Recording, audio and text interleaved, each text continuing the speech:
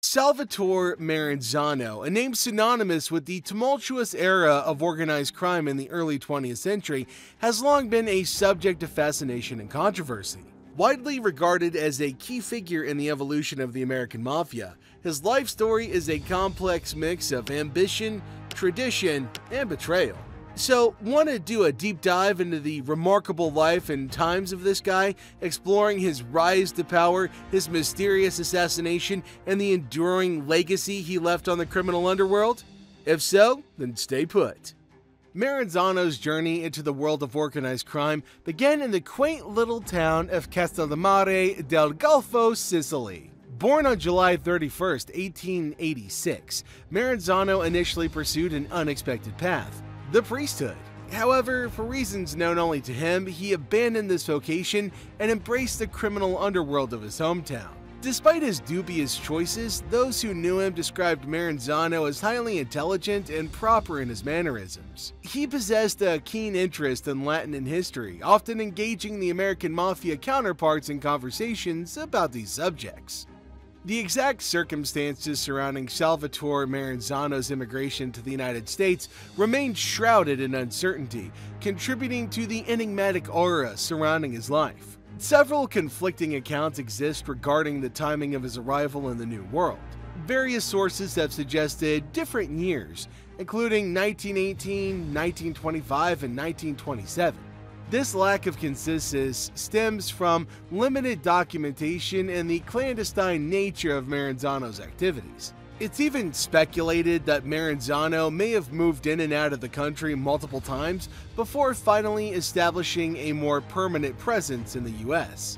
Despite these discrepancies, what's clear is that Maranzano made a fateful decision to relocate to America, where he would ultimately leave an indelible mark on the criminal landscape. Upon arriving in the United States, he embarked on a multifaceted journey that included both legitimate and illicit endeavors. One of his early pursuits involved establishing a legitimate real estate business. This venture allowed him to operate within the confines of the law, while also providing a cover for his burgeoning criminal activities. His legitimate business dealings allowed him to navigate the complexities of the American business world and provided him with a facade of respectability. This dual life, balancing legitimate commerce with clandestine criminal operations, would become a hallmark of his career as he ascended through the ranks of the American Mafia. While Maranzano may have started with legitimate enterprises, his entry into the lucrative world of bootlegging marked a significant turning point. The Prohibition era in the United States, which lasted from 1920 to 1933, presented a golden opportunity for organized crime to thrive. Recognizing the immense profitability of bootlegging, the illegal production and distribution of alcoholic beverages, Maranzano expanded his criminal portfolio. Bootlegging, however, was just one facet of his criminal activities. As Maranzano's influence grew, he diversified into various illicit enterprises, including narcotic smuggling and other forms of racketeering.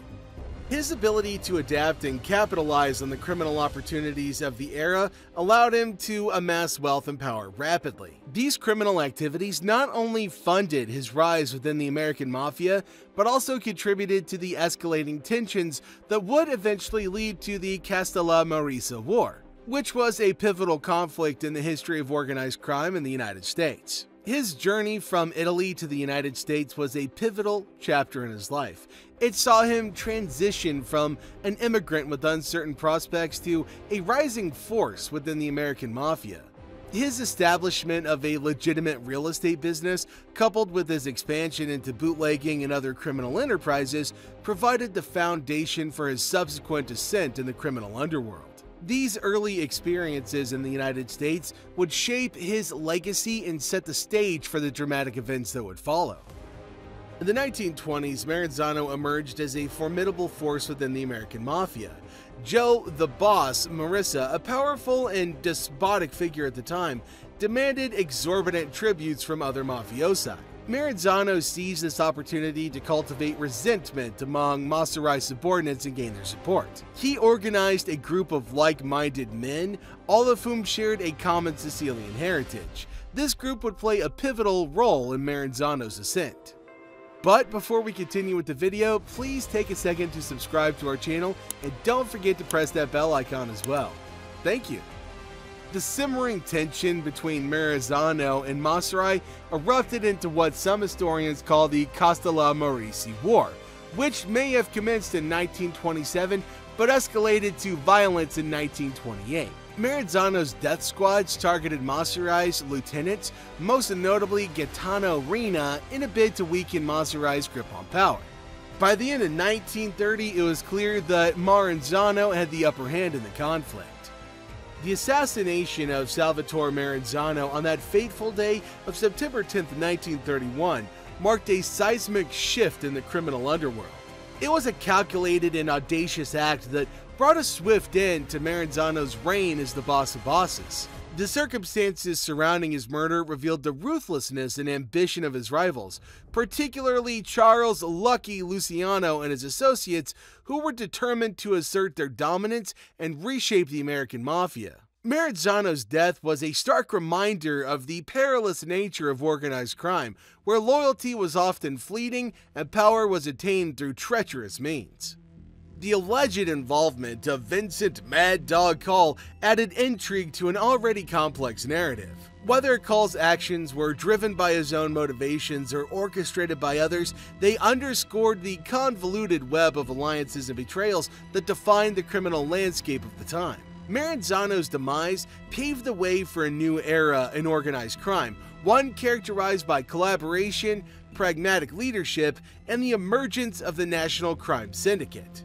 As the position of boss of bosses dissolved, the syndicate would come to dominate the criminal underworld on a national scale, leaving behind the traditional territorial divisions of the past. Salvatore Maranzano's fall was not just the end of one man's reign, but the beginning of a new chapter in the ever-evolving history of organized crime in America.